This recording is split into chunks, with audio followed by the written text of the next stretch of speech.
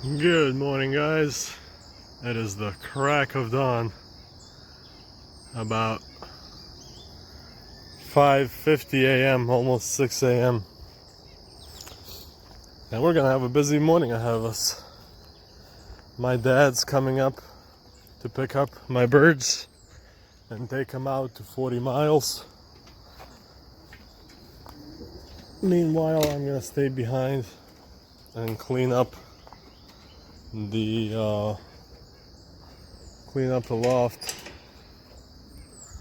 But yeah, he'll be here. He'll take him out 40 miles since I can't. And I am gonna stay behind. It's even dark in the video. It's almost night in this loft. But anyway, he's gonna be coming. Yeah, it is still night in the back of the loft. Well, I mean, it was night outside 10 minutes ago, but we're getting an early start.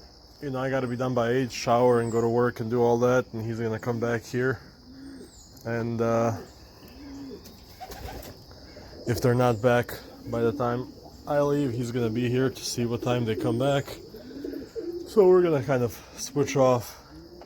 But yeah, time for me to go inside and grab these birds and pack them up. So I'll talk to you in a little bit. There we go, the birds are ready. Sorry if it sounds muffled, I have my mask on.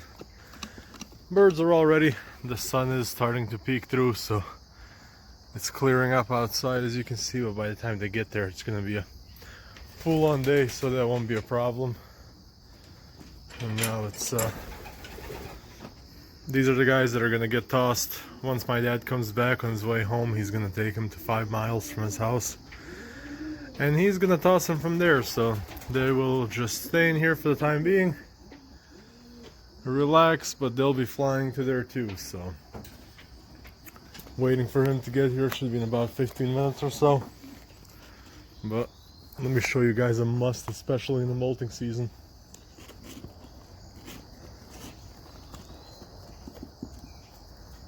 Again, bear with me.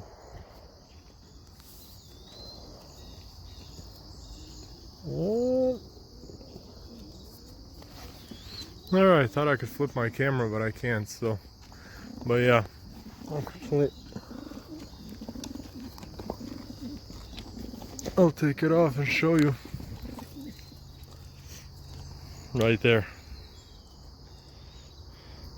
This respirator is, like I said, especially in a dusty molting season, this thing is a breeze to clean with. And yeah, you don't feel like you're picking up diseases as you breathe in all the dust. So Dad hooked me up with this. He is a painter at a steel mill, so they use similar stuff to this all the time, with double filters and kind of the air outlet right there. So yeah, great little device. But anyway, yeah, I'm gonna get to cleaning. He'll be here soon, so I'll be right back with you. Whew, here we are, all done.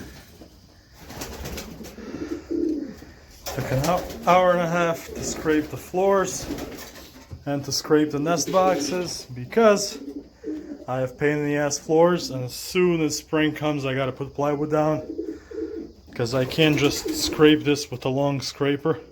It would keep getting stuck on these grooves, even though they're kind of nice for ventilation and just for the dust to go down.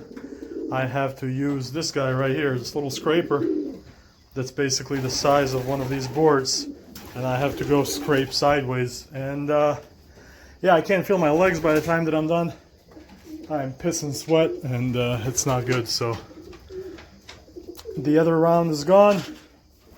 My dad is taking him to at least 40 miles, possibly 50. And yeah, you can see. Actually, my dad is calling me right now, and it's 7:42, so that means he just let them out. But yeah, you can see the floor looks great. This side's still a little moist because I sprayed Vercon down. Cleaned out the nest boxes and took some birds down, so yeah, that's essentially it. Like I said, I just can't wait to do new floors because these are a pain in the ass. And I gotta tell you a funny, well, not funny, it's more sad than funny. This guy down here, he's okay now. I think he's still a little shaken up from yesterday. But we had a hawk attack yesterday. And what happened was, I still have to clean out all the feeders and all that, but not a huge deal. We had a hawk attack yesterday. They were all flying together in the same, area above the house. And I saw them all disperse at once. They broke up into 4 or 5 little groups.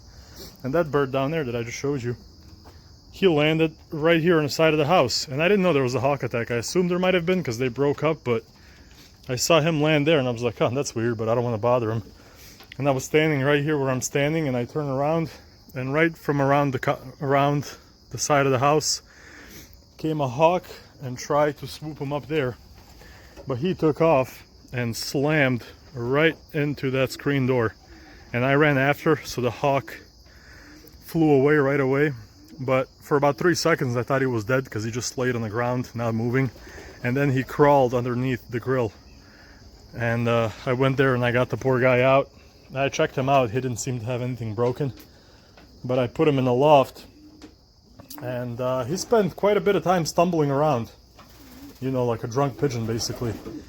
He couldn't get his balance. He couldn't get himself together for quite a while, actually. And yesterday evening, he was doing much better. He was eating. He was flying around the loft, but he was still kind of going. Go and sit down and relax over there. So might have, there he's moving around. Might have picked up a little bit of CTE, but that's the territory when you're an athlete, I guess. So anyway, yeah, I'm gonna give my dad a call back, and I'll be out here for another half hour. So if they do really good, I'll be here to see him. If not, I'll give you guys an update. So if I don't talk to you, thank you for watching, and we'll talk some other time. But if they come back in time, we'll talk again. So bear with me.